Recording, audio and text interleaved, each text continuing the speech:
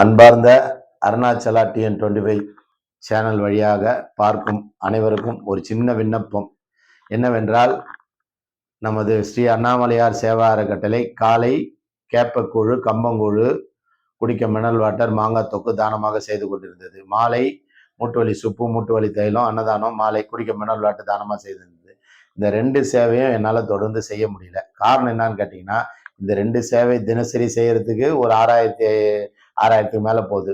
பௌர்ணமி சேவை செய்யறதுக்கு 1,00,000 ரூபா தேவைப்படுது.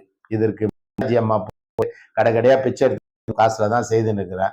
இப்போதைக்கு கூட முடியல. ஏன்னு கேட்டா வெயில் காலம், வியாபாரம் இல்லை, அப்படி இப்படின்னு பல இங்கேயும் செலவு அதிகம். 2 வேளை அன்னதானம் செய்யறதால செலவு அதிகம். பௌர்ணமி சேவை செய்யறதால செலவு கட்டுப்பாடு பண்ண முடியல. இந்த மாசம் வண்டி டியூ கட்டலன்னு வண்டி தூக்கி போயிட போறான். அந்த மாதிரி இருக்கப்போ நான் என்ன பண்ண முடியும்? தொடர்ந்து செய்யணும்னா ஸ்பான்சர்கள் தேவை.